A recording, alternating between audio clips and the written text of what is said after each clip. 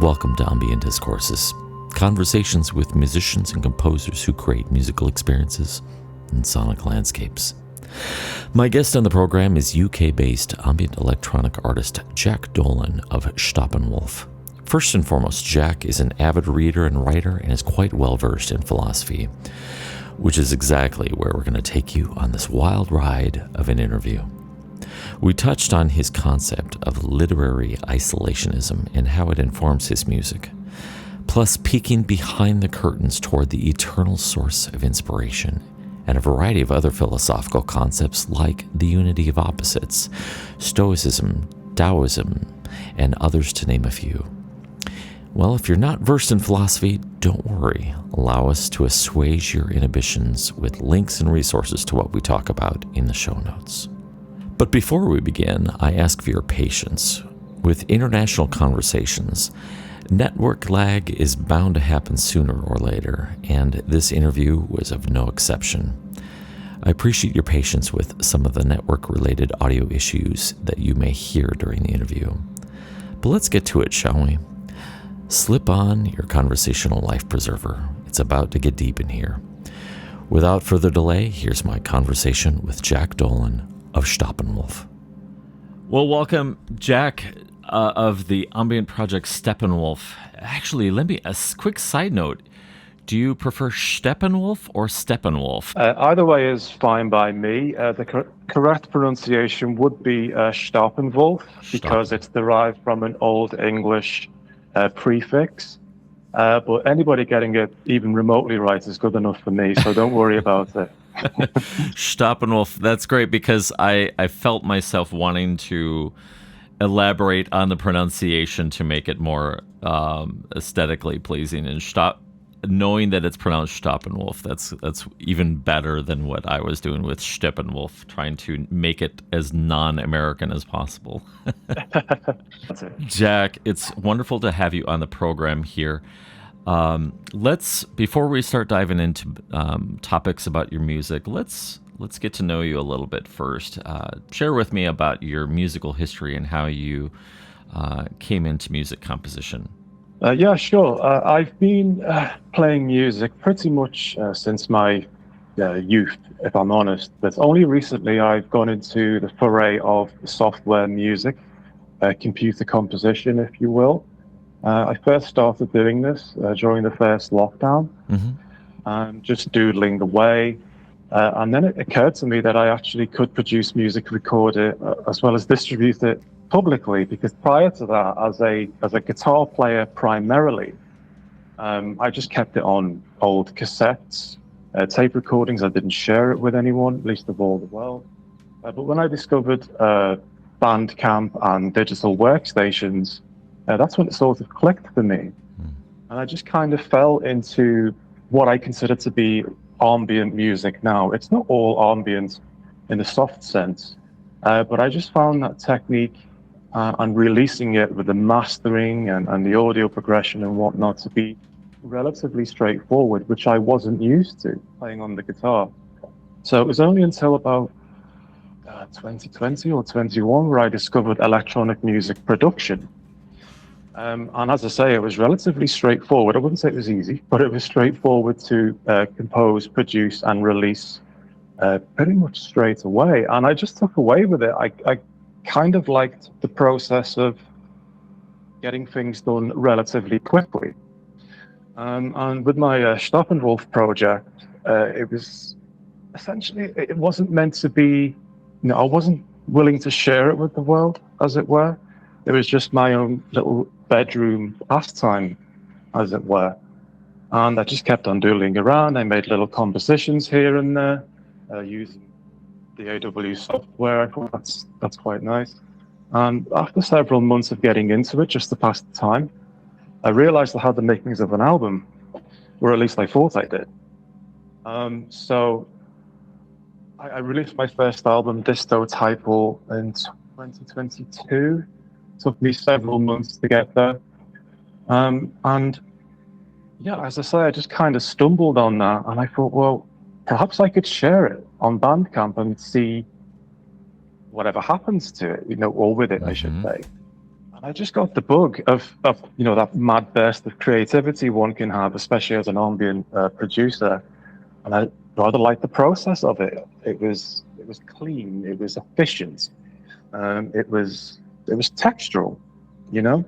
And fast forward a year, I'm still doodling around with it, and I'd like to see where I take it.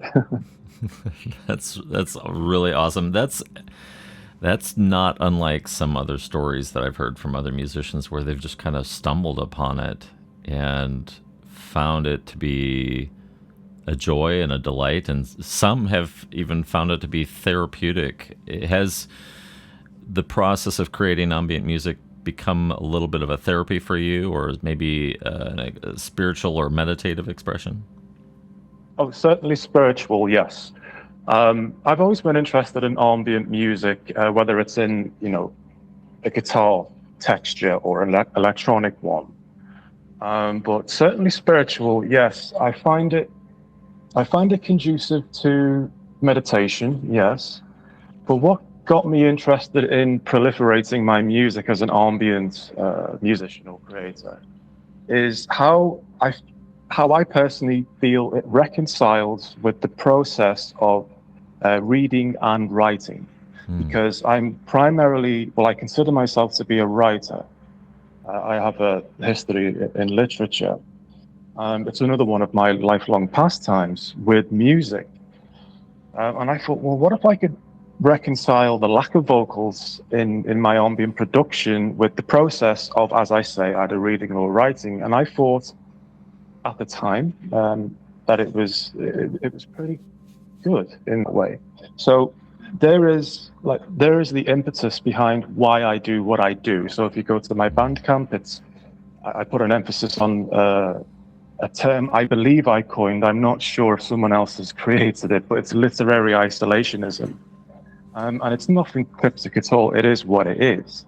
It's an isolationist soundscaping project wherein people can engage in the literary process of being. And that's kind of a portentous way of engaging with the philosophy of the self. So, yeah, to answer your original question, it's certainly a spiritual process for me, but from an outsider's perspective, I believe people would say, well, it's a meditative process also. And that's what I find particularly appealing in ambient genre. How did you fall into the literary isolationist? I had, in advance of the interview, I'd of course read your Bandcamp profile and then started scouring the web looking for, because I'd not so much heard of the isolationistic in terms of literary works, but of course in numerous traditions you've got kind of the almost like it's a monastic tradition, but not framed in like any particular religious context, but monastic in terms of your search or your quest for knowledge or for understanding or wisdom. How take me into how you started exploring this idea of literary isolation. Yeah, sure. Well, I'm actually pretty much an avid reader of philosophy in general, going right back to the ancients, but primarily in the modern sense. I became interested in reconciling music with a more literary approach upon reading the philosopher Friedrich Nietzsche, who was inspired by the philosopher known as Arthur Schopenhauer. And these two philosophers were quite well versed in the realm of aesthetics. So, for example, Schopenhauer he was perhaps the most vocal in expressing his admiration for music as an art form in itself. He would go forward to say that, out of all the artistic expressions, such as painting, sculpting, literature, music is the highest expression of the universal concept in itself. So this lends itself to the Kantian concept of the thing in itself. So if that's a little too wordy, another way of putting it is music as a producer, as making music, it's not necessarily or at all a representation of something. It is the representation of being. Mm. It is the thing in itself, and it is the solitary composer or composers, if there is a group of them, performing that direct representation. Now, this is not, I'm not saying that it's superior to other artistic mediums. I'm not saying that at all. But as a musician, it's very nice to read something like this, that there is some special manner of, exuding our own creations. So that struck me as kind of a solitary concept. I wanted to see if I could do that, not for anybody in particular, because, just to go off on a slight side note, well, I actually did say it before, I was just experimenting with myself. I didn't necessarily wish to share it with people, whether it was good enough to, but eventually I did. And I thought, well, during lockdown as well, this concept of isolation, I wouldn't say loneliness because that implies some kind of emotion, but just being alone, being forced to adapt to an environment in which one finds him or herself isolated. I just found that very interesting. And if I'm completely honest, it might sound superficial, but the term literary isolationism sounds kind of cool. Don't you think? So there is that aspect to it as well. And I wouldn't say I have a strict or a rigid philosophical foundation or an ethos with which to work it, but I'm seeing where it takes me, and I am an independent musician. I'm independent in pretty much every context. I make my own visual art. I produce it myself. I don't have any collaborators. It's just the nature I find myself in. So I'm isolated in the process of creation. Yeah. And as a writer also, that's also a typically solitary experience. So I just thought I'd marry the two together and to see where I end up with it and to see if anyone's interested in it, I suppose. It is interesting. The thing that you mentioned there about it can't necessarily represent the thing itself, but it is in the being. That reminds me very much of, say, the Taoist tradition, where they say that the Tao, or as it translates, as we understand it, the way, the eternal way, or the eternal Tao, cannot be named and it cannot be known.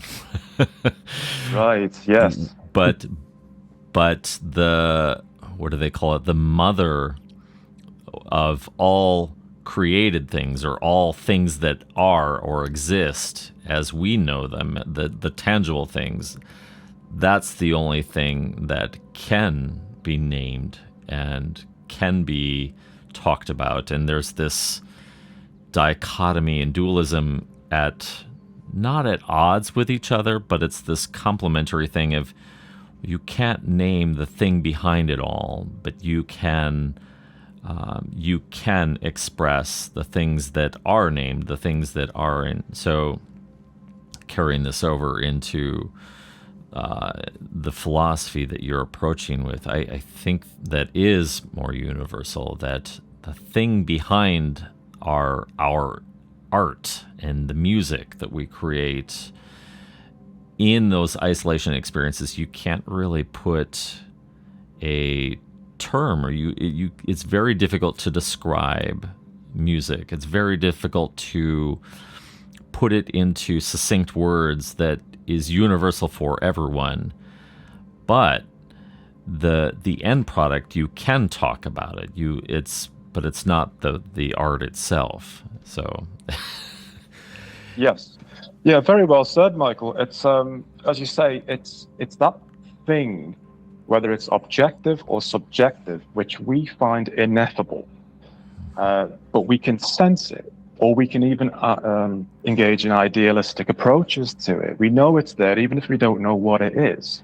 And you're quite right in drawing parallels there to the process of music and, the creation of which as well. Because I watch your show, I'm a big fan. You've spoken with many different artists, and you will ask them that proverbial, well, why do you do it? How do you get the incentive to do it? We know the answer. You're a musician, you know why, but we're trying to discover why. Yeah, the bigger why. yeah, the more, well, it's beyond existential, the more, I want to say metaphysical why, perhaps. Hmm. But there is certainly an incentive to do it. But you're quite right. We know the actual effects of it. We can describe that. We can describe our latest LP Hmm. or our favorite instrument to use. But why do you do it? Well, one doesn't want to sound banal or glib, but we do it because we want to do it. Hmm. We can't even describe that force in itself, and that's something I'm not saying that I'm approaching that and I can tackle it and I can provide an answer. That would be far too hubristic. But I'm certainly, yeah, I'm certainly engaged in. Well, I'd like to be aware of that process and just enjoy the process of ineffability, of spirit, of taking over. You mentioned monasticism. I wouldn't say I'm terribly au fait with such a thing, but I'm interested in the concept of perennialism. For those who don't know, it's essentially that which is immovable, it's objective, it's timeless, it's beyond space and time. These metaphysical principles, what draws us to that? And my concept of isolationism, which I put a literary spin on, is look, art it's beyond us, but it's also inside us. We don't necessarily need to engage with the mechanistic or the technical specifications of this art form, but just simply engaging in it and being one within it and sharing this experience with others. That's, I would argue, a perennial concept. That's always there. And music as well. And of course, I don't wish to sound biased. You can have this in painting, in sculpting, Yeah. in literature itself, movies, acting, a very primal expression of the thing in itself. It's very interesting to me. Let's pause the conversation for just a moment. We're going to check out a track from Staeppanwulf. This comes from his album Polaris, Volume 3, Live Atmospheres and Soundscapes. This is entitled On a Different Cloud, here on Ambient Discourses.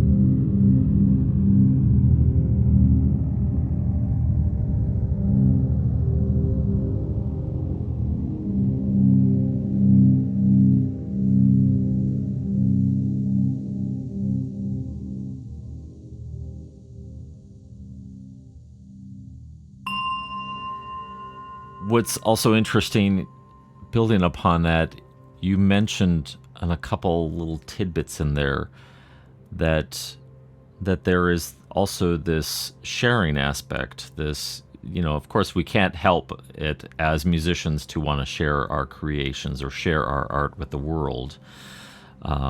There's a and I can never remember his name on demand.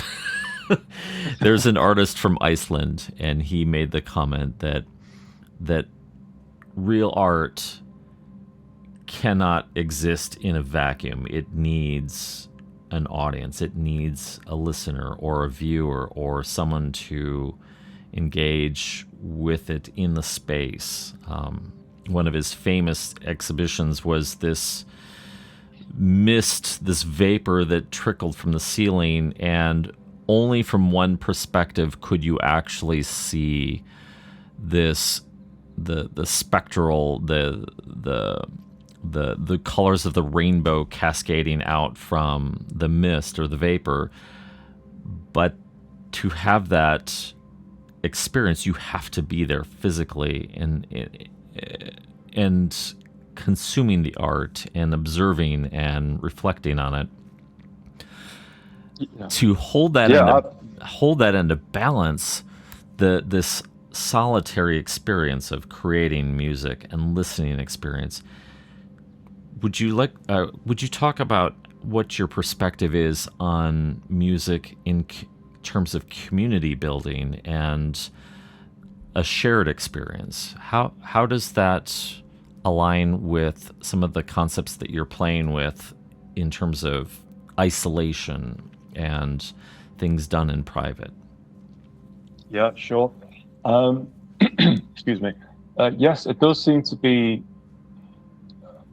I can forgive people who would listen to this and say, well, that's very detached. It's quite aloof, needlessly. But I guess I am speaking to the listener who has this very same subjective experience of isolation. So I do put titles to my songs and tracks to give them an impetus of what they actually mean. But I would want my potential audience to read the literature I write and to listen to the music I create and think, well, that speaks to me because I see the world in that way also. And you were touching upon the Icelandic fellow, whose name has eluded you. It's the way you were describing it. It struck me as philosophical idealism, that kind of Berkeleyan concept of the mind needs to be present to experience phenomena. Otherwise, that phenomena is not to be accounted for. Therefore, everything is dependent upon the mind. So I think music also falls into that. So regardless of what the artist, what he or she, waffles on about what's the purpose and what it really means, ultimately, it's up to the audience, i.e. the subject, to perceive the object, the artist, and take it in their own way. So another way of saying this is I'm not necessarily concerned with community building in the sense that I must expand to the community. I know it's important, of course, but I think taking that approach would put me in a position or a mental frame of mind that I don't necessarily wish to be in. Because if I view myself as, right, I have to make this song or this album or write this kind of synopsis for my creation in order to appeal to this kind of community, well, I'll tell you something, I wouldn't get that finished. I wouldn't even start that project if I had people in mind. Well, what will people think of this? Is this going to appeal to a broader audience? Honestly, I think that's a pressure that might not be so conducive to the act of creation itself. So I would accept criticism if people were to say, well, if you're so detached from it, where you're not necessarily concerned with forming a community, then that's not very good. But I would say that my process actually works for me because, quite frankly, using DAWs or using hardware and one records it and saves it, one doesn't have to share that with anyone. you can say, I don't want to share this with anyone, it's mine. Or you can just confine it to the dustbins. So what actually brings the artist to share it? Because they see an element of pride in it, and they believe subconsciously or consciously that someone may, this may resonate with some one individual or a group of audience.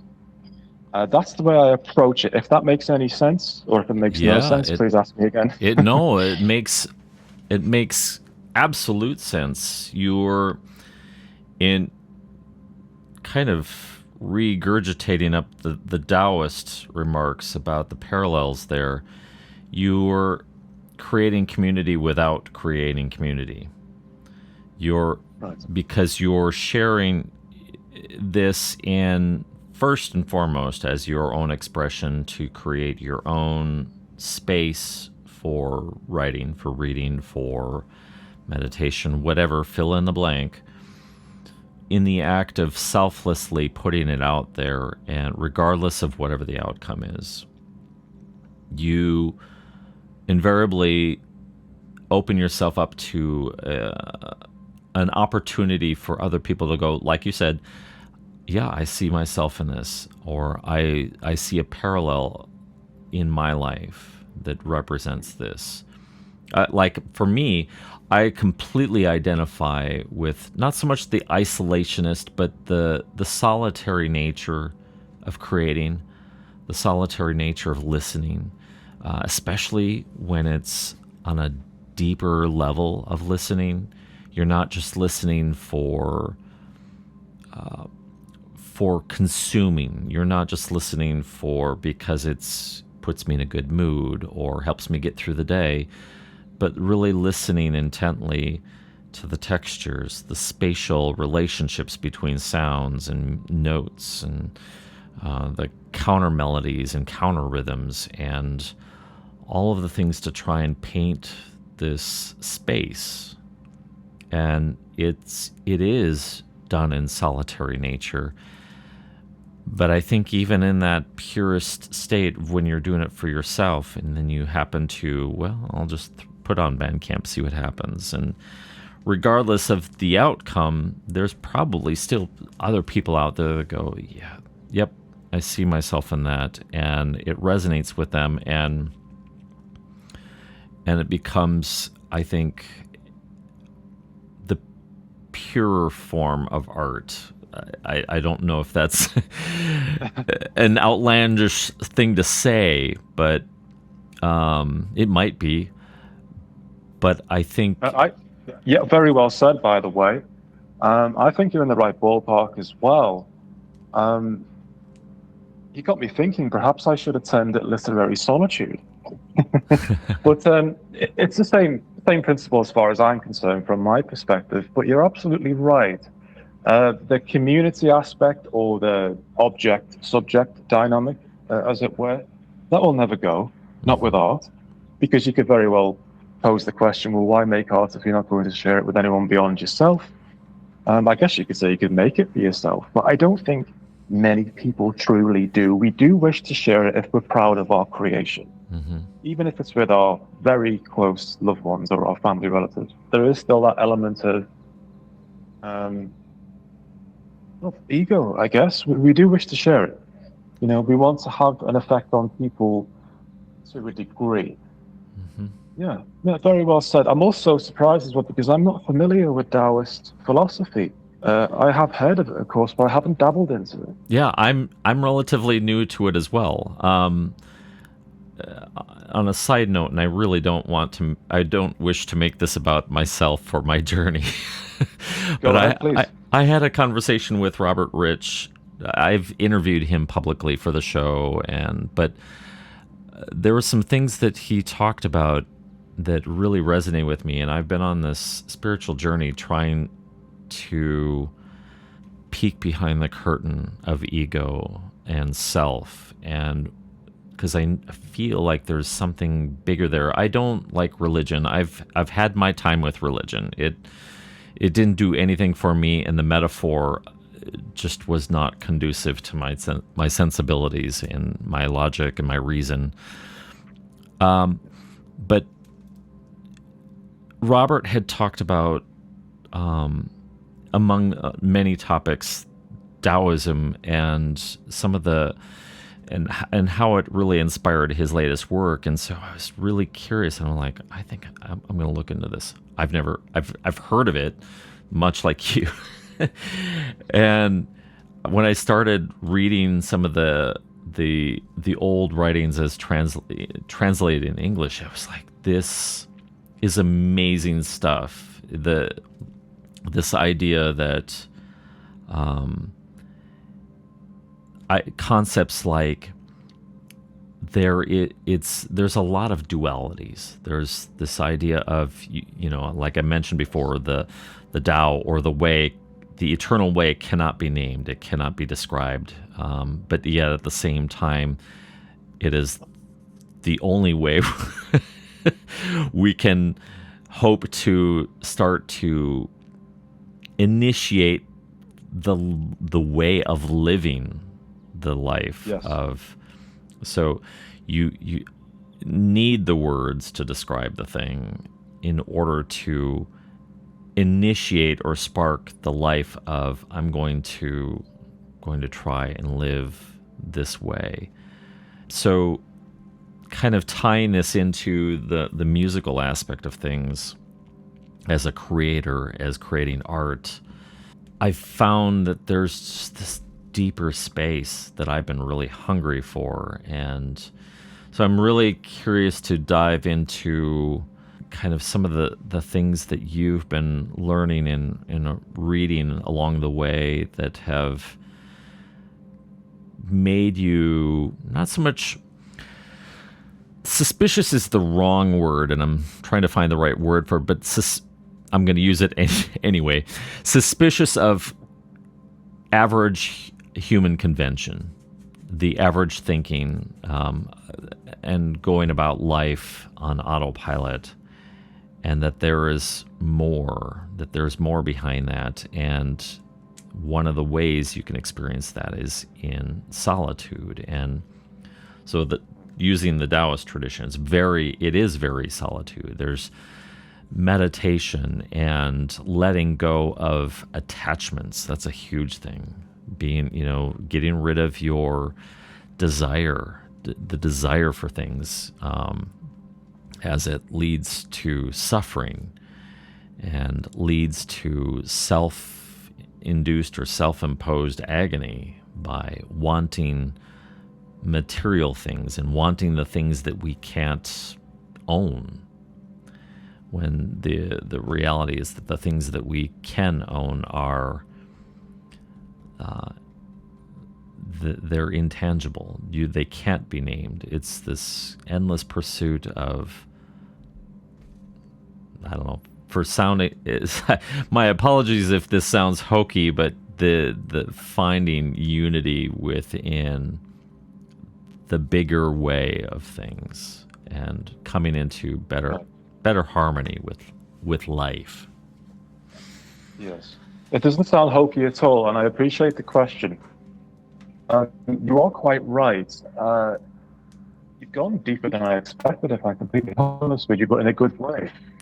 I do see, how do I put it? It's, I guess we could delve into the union of opposites. Mm-hmm. You mentioned Taoism. I don't have any authority to comment on that particular principle or theological approach. But I'm reminded also of Heraclitus. Yes. So this union of opposites, the great binary of clash. So Heraclitus, for our listeners, he believed in eternal flux, that the process of nature and all things is essentially, or can be essentially, defined as a constant war between opposites and change and this kind of thing, but not in a pessimistic way, more of an observational way. He said this dynamic is essential to the creation of not just life, but all things within it. So I would say I wouldn't consider myself to be a Heraclitean in the metaphysical sense necessarily, but I do find the concept interesting. Certainly in terms of creation or art, um, I'm very much so with music, now that I'm thinking of other art forms. And music has this binary of the extremes, I believe. So Friedrich Nietzsche had this concept of Apollo and Dionysus, Apollo being that which representative of the Greek mythological gods. Apollo was the god of reason, rationality, order, clarity, light, the will to having integration in all contexts. And then the opposite, as far as Nietzsche was concerned, was the Dionysian aspect. Dionysus was the god of frenzy, of wine, of ecstasy, of that which is borderline chaotic. And having, you can go into either one of these binaries. You could be more Dionysian or more Apollonian, but I believe that meshing the two together, marrying the two, is the process of creating music. Because, is music fundamentally rational? We would say no, but also it can be. Yeah. Because the process of creating music is quite rational. We don't have to be frenzied to make. Well, I certainly not with ambient music. Maybe if you want to do a punk rock band, that the Dionysian element may be more conducive to it. But I certainly believe that the duality of opposites. I wouldn't say it's the essence of life and creation, but it's certainly. It can be vital in the process of creation, and certainly with music. So I do take that approach. You mentioned, I think you alluded to the concept of struggle with isolation and this kind of thing. Well, yeah, I think by confronting, I don't wish to make sound bites or anything like this or cliches, but confronting the darkness inherent to life, or seemingly inherent to life, and putting our own, shall we say, Apollonian spin on this, can be very profound if it's done right. Now, I'm not saying I've done this. I have no authority to say what I've done for the subject, but that is something I try to take into account. It's not all one side.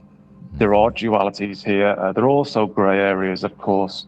But looking at the war, I mean, if you were to look at my band, I know you have, but look at my Bandcamp, I have images of warriors, but it's a metaphor for not necessarily militancy, but confronting that, shall we say, the Heraclitean metaphysics, and kind of not running away from that, to engage in that, shall we say, stoical mindset of seeing order within the chaos of our surroundings. And I have no desire to go down a cultural or political route, unless you would want me to. But in this day and age, I think we need to confront a lot of things which we find troubling in a certain way. And I believe engaging in Stoicism is not necessarily the ultimate answer, but it's a very good process. I'm not terribly well read on the likes of Aurelius and Seneca, but I've read enough of them to know that it's a good approach. Let's take a moment to listen to another track from Staeppanwulf. This is from the 2023 Generator release. This is entitled Alpha-WAV, here on Ambient Discourses.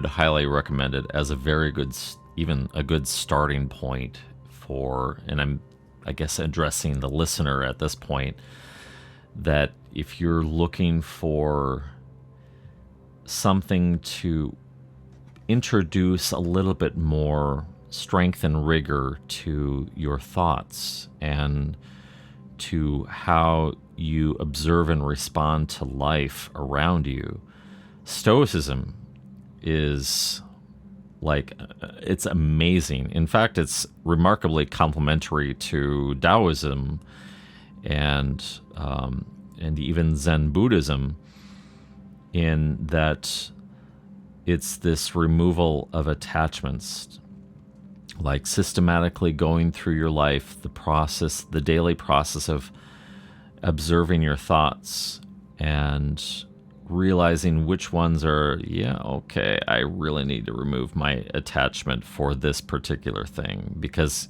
it just leads to suffering.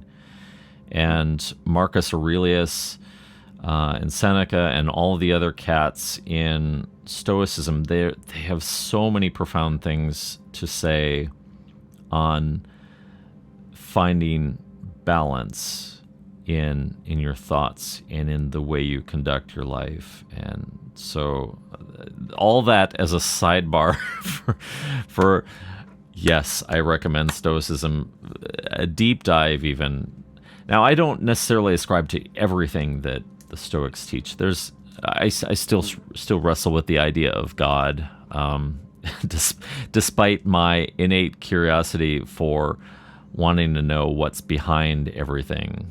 But Stoicism is remarkable in that, and I think that it has a lot of really valuable insight, timeless insights that are just as relevant today as they were at the when Stoicism was first created and argued and brought into the light around, of course, around, I think, I'm trying to remember, I think it was Stoicism's height, I think, was around 100 Common Era, but I know that Zeno, who was one of the fathers of Stoicism, so to speak, the progenitor, yes. Yeah, he predated the era of Christ, and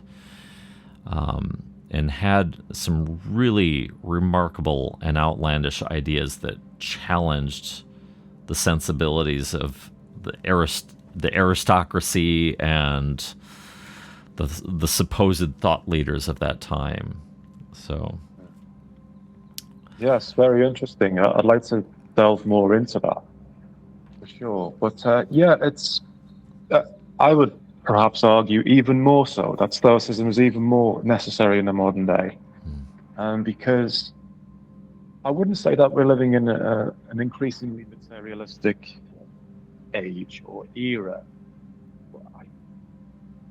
Look, we know so much about the world now in contrast to 100 years ago. We can just go on our computer and we can find out any answer to any question we may have. The world seems smaller. So with this increase in knowledge at our fingertips, as it were, we have this. I think we also run the risk of becoming a little too chaotic, certainly in the mind. So much information. And actually one of, sounds like a plug, but one of my albums, Generator, I was trying to approach this conceptualization of the age of information.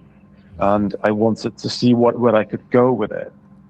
See if I can produce any sounds in terms of abstraction. It's quite computer heavy, aesthetically speaking.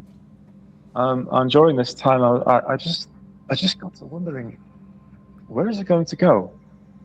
How far are we going to go before we start to say, well, hang on a minute, what is the motivation behind why we're doing this now? What is the motivation behind the political zeitgeist or the pervasive aspect of technology at its current rate? Artificial intelligence, for example, what existential question does this pose? And I'm not saying I conveyed that in my music, because that's a lot to convey in music. Yeah. But I wanted to, for anybody listening, I wanted to give them a nudge in that direction, engaging in that personal experience. Well, what do you actually think about the modern day? What do you think about your own existence right now, and how does it measure up to what you want? What is your ideal in life? It sounds quite vague, but I would intend it to be vague, Right. just to nudge people in that direction. You know what I mean? I know 100% what you mean. So, as you've been kind of nudging people in this direction, and by the way, I really enjoyed that album. And it sounded very industrial and very tech heavy. So yeah, I think you definitely nailed the metaphor there, the musical metaphor.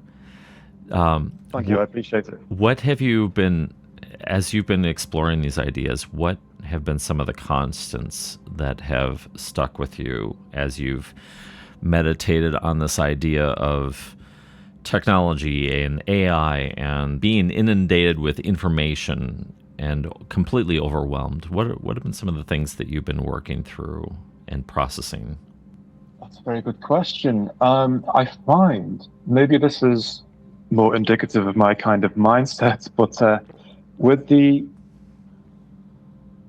this upwards trajectory towards mass communications, more information, more details, one can go into a more simplified state. No, actually, a better way of putting that is the more we're exposed to details, commands, the fast-paced nature of modern life, shall we say, the more one seeks that spiritual, shall we say, subjective experience within the world in which he or she finds himself. That's how I'm drawn to it. So we don't necessarily see things unless it's drawn to us. We don't see the extremes, if that makes sense. Mm-hmm. So maybe it might have to do with age. Who knows? We're not getting any younger, are we? No. Everything's getting faster. No, everything's getting faster. And I think, well, what is that perennial thing in itself? What is that timeless thing which I should always hold on to? You asked me the question earlier, why do you view yourself as being outside this kind of thing? I think that was the nature of your question, because I'm really interested in that which is immovable, that which is ineradicable, as it were. And if one finds something ineffable, hard to explain, then all the more better. But I find that the tools I use to get there are the likes of philosophy. I'm interested in Stoicism as a specific school of thought. I personally find that when man is stripped down of everything material, everything in the Heraclitean sense of flux, changeability, materialism, things that can come and go, what is that one thing, I ask myself, that we rely upon if we have nothing else, if we cannot conceptualize of any gain or possession, whether it's material or otherwise? And I think I don't have the answer necessarily, but I think I'm heading towards the notion of strength, inner strength. Because if we do not have anything and we still have consciousness, what is it that keeps us going? It's the strength to keep going, even if there is no logical or rational purpose to keep going. It's kind of like the idea of being in a post-apocalyptic society and everything's dying, but you happen to still be unfortunate enough to stay alive. What keeps you going? And I think it's a lot deeper than I expect to go into, but I think that's what drives me to keep creating the art I make. I want to find that primal root of all things. I love it. I absolutely love it. That resonates 100% with me. It's just I really like the way you put it. That all right, so you've attained this awakening. You realize there's something more there. You've have this sense of purpose to continue to evolve and be your best self, but you're also consuming this. You're looking for wisdom and things to further you along in the journey, but what sustains you is that strength and the resolve that if I don't do this, if I don't seek this out, no one's going to do this for me. And it's not just going to magically happen. Not like some sort of magic words at some sort of prayer festival or whatever for within a religious community where someone says a series of magic shamanic words and boom, your life has changed. No. That it requires this, that you're on a quest of understanding, a quest of wisdom, and to more closely align yourself just to the way yeah, absolutely. Yeah, you're quite right. I don't mind saying that I'm not a religious man either, nor do I wish to criticize it. I don't see a need to, but yeah, you're quite right. It's this searching for the fire of life, if one was to put it in a metaphorical or even philosophical way, in a self-subsistent manner. Whereas, as you mentioned, with the community of prayers and this kind of communal sense of being a hive mind, to put it a little harshly, that does not appeal to me at all, because that's very close to dogma, and I have no interest in dogma. And I'd like to stipulate to our listeners, I'm not presenting myself as a man who has the answers in any way at all. I'm not claiming to be some kind of enlightened sage. I'm just like everyone else. But I'm interested in the process of attaining that fire and, if one were to find it, perhaps maintaining that fire. And that's pretty much how I view my music, not my music, but how I view the process of making art in general. Yeah. And music adds the color to that dry, philosophical, shall we say, more rational approach. So my personal duality is literature as well as music. So, one aphoristic way of putting it, I guess, is that writing and explaining the arguments using the Socratic method is rather like projecting with a sword, whereas music, on the other hand, is to provide oneself with a shield, because it has this subjective will to it, where if no one likes it, it doesn't necessarily matter. I mean, that would harm the artist's ego, perhaps, saying that they don't like it, but does it really matter at the end of the day? No. But it going in one or the other. So if one were to make music, it relieves one of that sword-like rational way of using one's argument, and vice versa. So if you wish to be a little more potent, you can turn your hand to the pen. If you wish to be a little more subjective and engage in meditative and this sort of thing, then you pick up your guitar or your synthesizer, or nowadays your software DAW. Yes. Yes. I really like that. I like the description that you provided there, that music is like a shield, and it's not necessarily an offensive weapon. It sure can be, of course. Yes. But I like that. I like that idea. That sits well with me. I also think that, while you may not wish to label yourself as as some sort of shamanic prophet, oh, I hope not. and claiming to have the way, that's I don't think any one of us ascribes that or strives for that sort of recognition. But at the same time, I think knowing that you're on the journey and that you're trying to uncover for yourself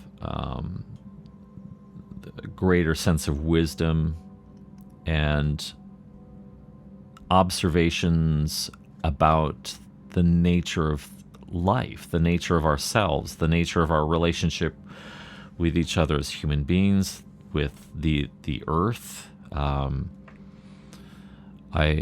think, to me anyways, it doesn't, the things that you described don't point to yourself as the one with the answers, but rather it's like, it's more clearly, for at least to me, paints this picture that you're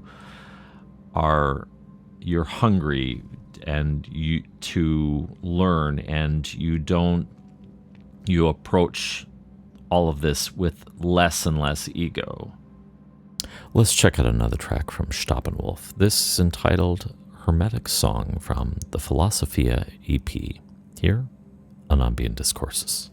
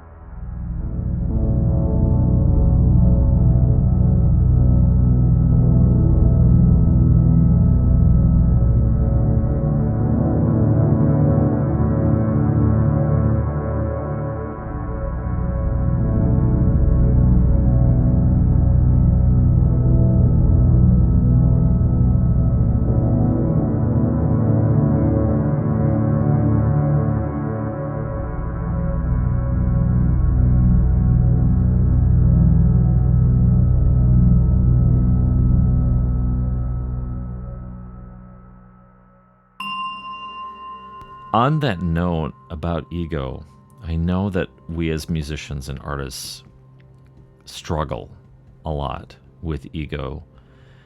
How has your perspective on ego, and as it pertains to music, how has that evolved over the years for you? And was there anything in particular that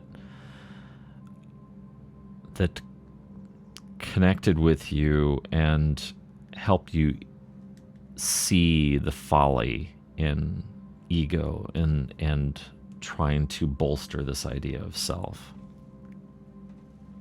Mm, mm. Yeah, good question.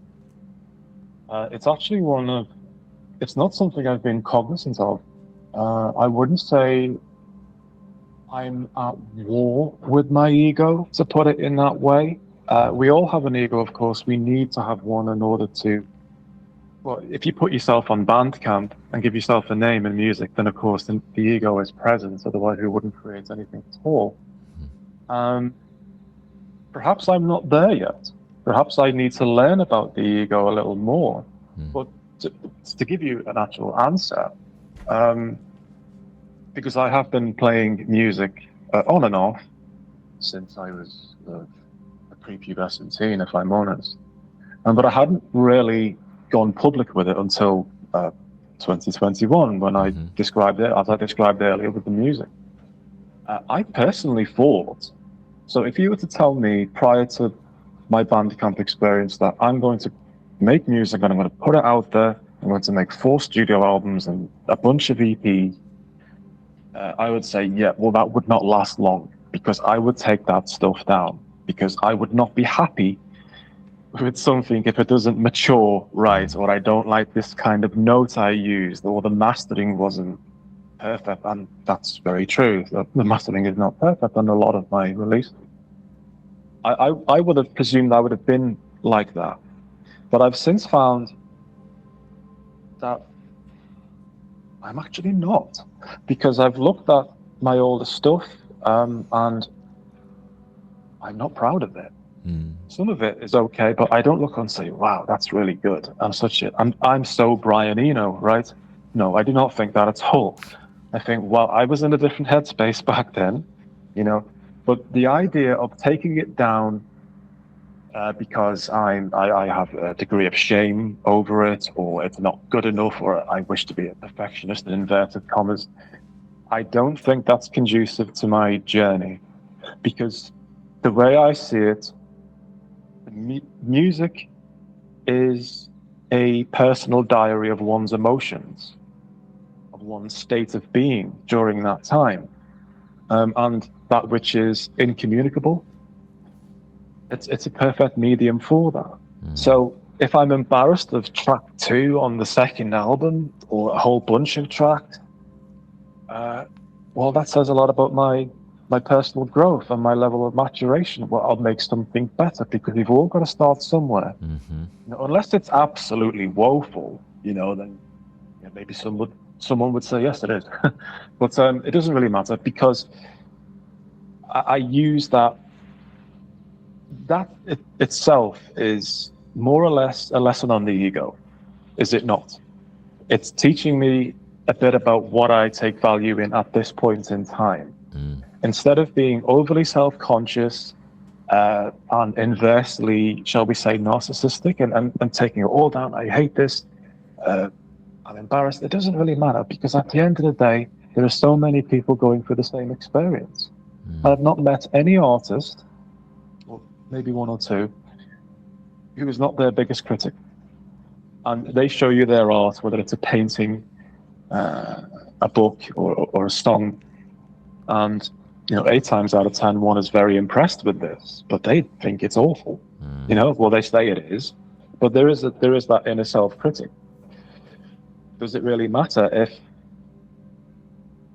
the ego gets in the way, because the little voice is saying, oh, that's embarrassing, or that's not good enough, take it down, or do something better, try to rationalize why you were this bad and such? It doesn't really matter, because that in itself is an exudation of the ego, which is perhaps not conducive to a healthy ego. So I hope that answers your question. It might have been a little vague, but no, that was not vague at all. This is the sort of information that I want to get in the heads of other musicians, not because I feel it's this gospel from on high, but to be sort of a disruptor and shake things up just a little bit, just enough to really get people to go, all right, maybe that voice in my head, and by voice I really mean like imposter syndrome and the self doubt and self-critiquing, that perhaps it has a much higher level of invalidity than it does rational truth. I think about the Buddhist tradition of sand mandalas, which is, for the listener, they take these various colored sands and create these elaborate tapestries, the Buddhist monks do, on the ground. And the painstaking detail of work put into it. They don't sign their name to it when they're done. You know, the piece, in fact, when the piece is done, they wipe the floor clean. Only to take this beautiful work of art that took probably all day to create, and then they wipe the slate clean. And so from the sand mandalas perspective of creating art, and in this case it's a visual art, there is no room for the ego. The ego becomes kind of irrelevant. It's really about seeing yourself as a manifestation of the greater creative force in the cosmos, in the universe, inside us and around us. And to create is to be a reflection of that creative force. And the minute we ascribe our identity to it, it's not so much that it invalidates that, but I think it can be a distraction, when we get too hung up on ourselves, on our ideas and our reputation and all of the things that we feel like we deserve but we have not earned.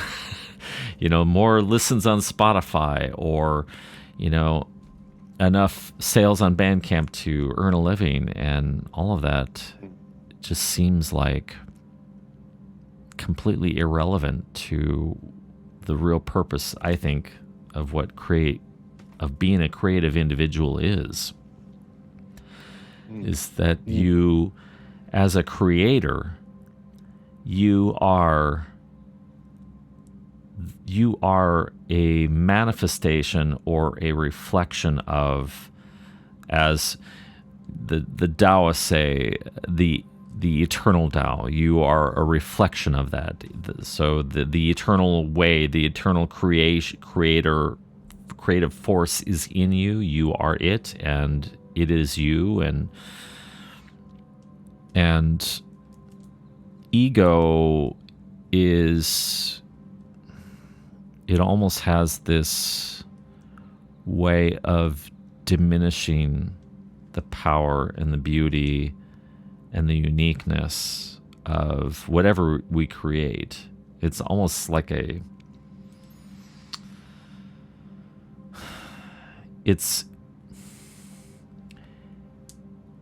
lacks the potential, the eternal potential, to really resonate with people the more we introduce who we are. And at the same time, hold all that in tension and in balance with that, well, we're stuck with our ego. So how do you, it's this process of how do you create without ego, yet bringing your ego into tight balance, and seeing yourself less as the artist and more like the vessel for this expression. And you kind of mix in a little bit of your own personal history, your own personal observations, combined with whatever energy there is out there, or whatever observations you've been making, or whatever resonating truths from whatever book you're consuming. All of that mixes together this blend of ego and non-ego. And so I'm really, really interested in hearing other people and how they're contending with ego, right, especially as it relates to their music. Let's check out one last track from Staeppanwulf, and we're going to play something from the Generator release. This is entitled Crafting the Machine, here on Ambient Discourses.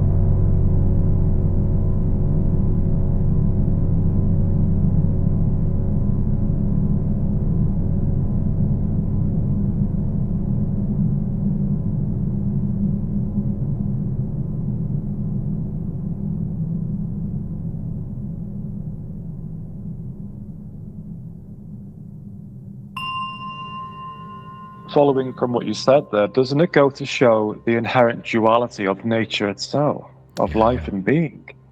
Because I knew exactly where you were going when you alluded to the Buddhists, they would eradicate their creativity because they were a reflection of the cosmos, shall we say.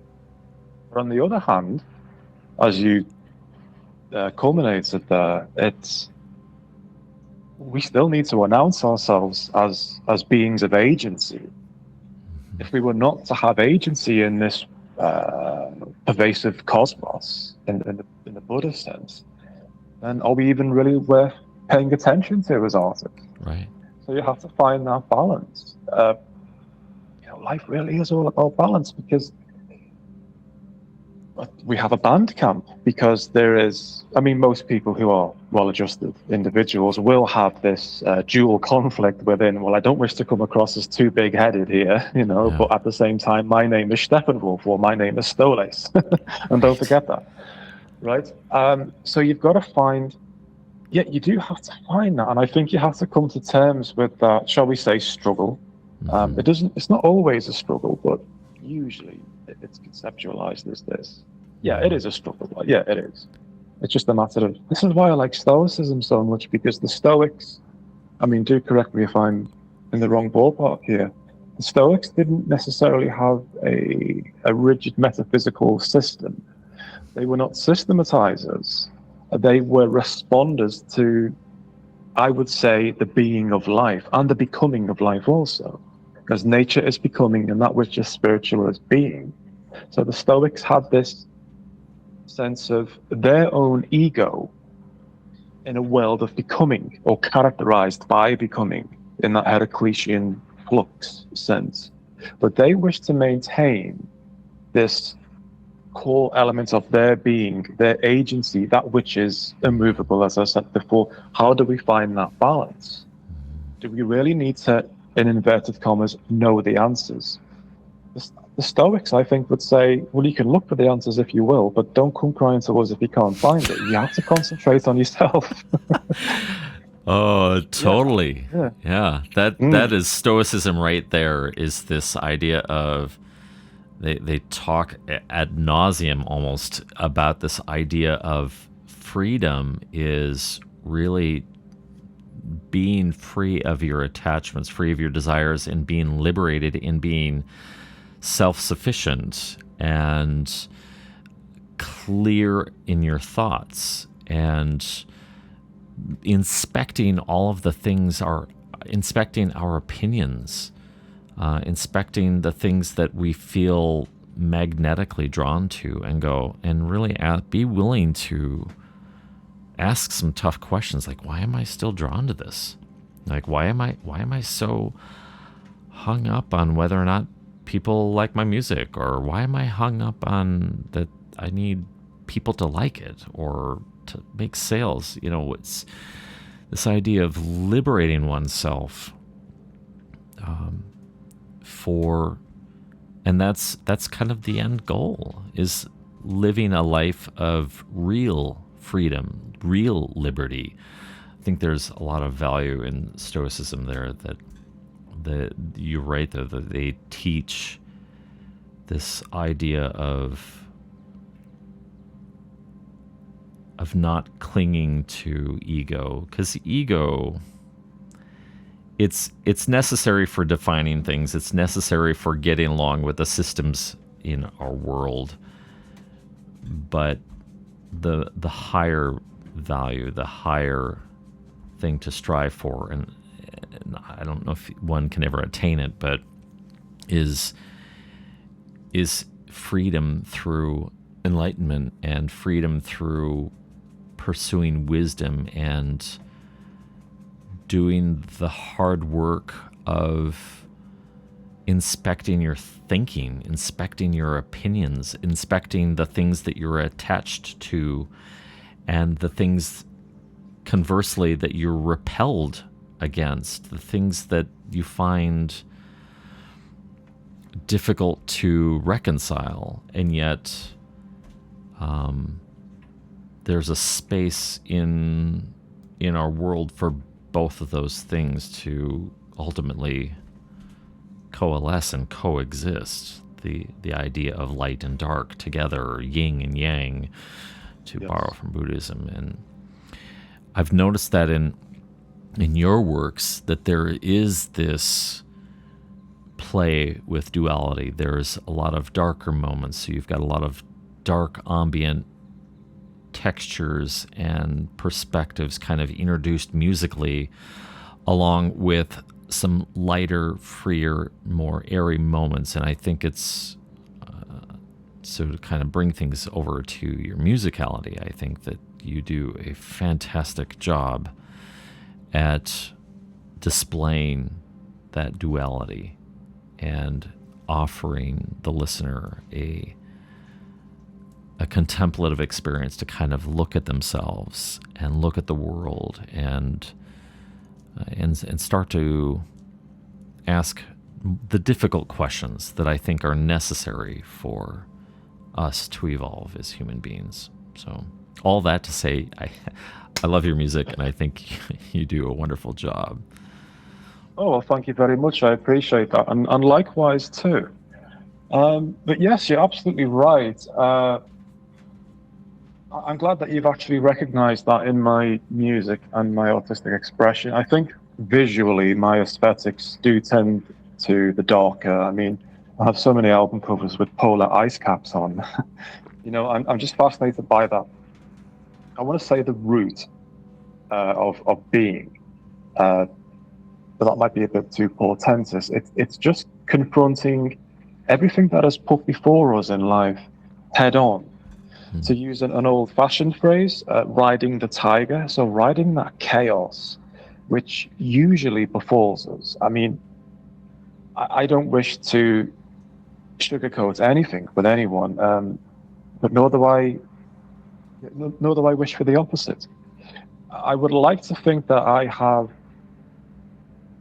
well, I'm consciously trying to adopt it, but whether I am or not, I would like to approach the more stoical mindset of just taking things as they come, but also not in a passive way, because unlike some critique of Stoicism, they say it's a passive way of being. It's not an ideology. I don't think so at all. I think it's a very active, life-affirming process. So with my album Generator, even Dystotypal, which is my debut, I didn't leave out tracks in the process of aesthetical deviancy. I wouldn't say, well, that's too dark, so I'll get rid of this, or that's too bright. I mean, there's a very bright opener and it ends in a very dark way. And I wish to embrace that duality, and hopefully take the listener on a journey, which I went on myself, but I also understand that I experienced that journey, so it doesn't necessarily translate to the listener's experience. But I would like to think that I invite listeners to engage in their own confrontation with this duality, whether it be darkness or light or that which is in between. If I'm to give a reason as for why I release music, it really is to just express one's being in that moment and not hide away from that which we find not necessarily conducive to ourselves, because we all have moments that we'd rather forget. We all have feelings that we'd rather not feel. Yeah. It's not all superficial. It's not all corporate. I don't wish to go down that route. And also, you mentioned before about the existence of being in a world where we are vying for attention, because that's what we have to do, especially online. We need to get those YouTube followers, or at least we feel we need to, otherwise we're not very significant. And so on and so forth. Bandcamp, Spotify, we want those hits, right? Even if not for monetary purposes, we still want attention and gratification for being there. Well, I would say, I'm not going to get that. I'm not going to get that unless I really, really go hell for leather. Well, I have other things to do as well. I'd love to be able to utilize my music as the source of my light or even my dark. But what motivates me as an entirely independent artist to keep on engaging in art when it lands from the sky or what have you is, when I leave this mortal coil, I've done something. I've created something. I've left a piece of myself in this seemingly transient, ephemeral, flux-like, shall we say, universe. That's what I've done. So there is my sense of agency. You can call it ego if you like. But if something should motivate artists, it's you've done something. What is wrong with that? Nothing at all. In fact, it brings you, in my mind, brings you into unity with the cosmos. That you are, I've used this expression numerous times now, that you are a continuation, and it's just a metaphor, a continuation of the Big Bang, in that you come to your life with creativity in your DNA, and that creativity can be expressed as both what we might term positive creativity and destructive creativity. We observe in the universe that stars not only have this amazing life-giving nature, but also have a very destructive side of it too. Systems completely leveled, or whether from a massive explosion or a star just simply fading into nothingness and everything going cold and entropy suddenly being realized. So for you and other creators like myself, we are that continuation. We are that, I don't see it as ego. It's more like seeing your reflection in that which cannot be named, that which is bigger than us. And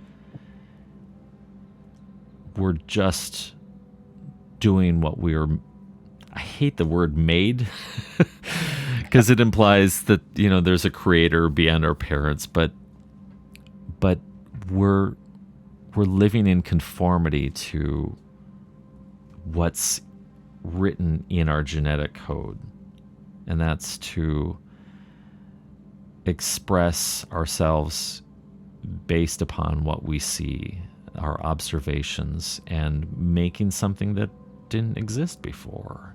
And there's pure joy and delight in that, even when it's a painful expression, even when it's a dark expression. There is still life in that. You need the dark to see the light, and you need the light to see the dark. You need those polarities. So on that, absolutely, yes. On that note, I encourage you keep creating, and I'm not too worried about you thinking too much about the perspective of ego and entertaining that too much. I see your expression as a much more pure form. Of course, we all have our things that we need to continue to work on and refine in ourselves, but your intent seems pure to me and seems of right motivation. And on that note, that's something that I love seeing in other creators and other musicians, and not just musicians, but all artists, all people who find some way to express themselves when it comes from this deep place of honesty and sincerity. It doesn't matter if it's a darker expression or a lighter expression. You can find the energy behind it all as this thing of beauty. I absolutely agree. Thank you very much for your kind words, Michael. I appreciate them. Sure. Well, on that note, Jack, I've really thoroughly enjoyed our conversation. I cherish these moments when I get to have a really deep and profound conversation where we're both kind of picking at or searching for additional kernels of truth and wisdom and observations of the way things are to further propel us along, not just for the sake of creating more, because I mean that's wonderful, but for seeing our greater, I hate to use the word potential, but I'm going to use potential. Go for it. The greater potential of realizing our connectedness to the universe, our connectedness to each other, and that regardless of geographical boundaries, regardless of varying backgrounds or perspectives, I'm compelled that there's something that we can learn from one another. And when we come at life with this kind of curiosity, I think it's nothing but beauty comes from that level of curious. I want to know what you think. I want to know what you have to say. I want to know where you've been and what your journey has been that has led you to come to the conclusions. And I think us all as human beings, we would do well to live out that kind of life of curiosity.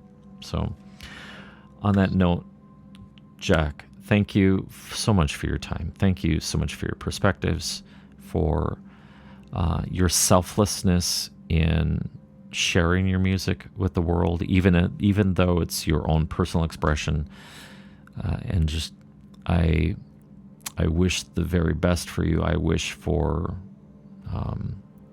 that you continue to find greater depths of wisdom and understanding in your pursuit of Stoicism, in all of the books and literature that you're reading. And it's just my delight to having crossed your path. And so. That's very kindly said. Thank you very much. And likewise. Thank you. My thanks to Jack Dolan of Staeppanwulf for the amazing conversation. It never ceases to amaze me. I have these conversations with people that have their own unique insights, their own unique wisdom to share, and I always walk away learning something brand new. Thank you, Jack. You can find more music from Staeppanwulf at his Bandcamp site, staeppanwulf.bandcamp.com, and that's spelt Staeppanwulf, staeppanwulf.bandcamp.com. Thank you so much for tuning in to Ambient Discourses, conversations with musicians and composers who create musical experiences and sonic landscapes. Until next time.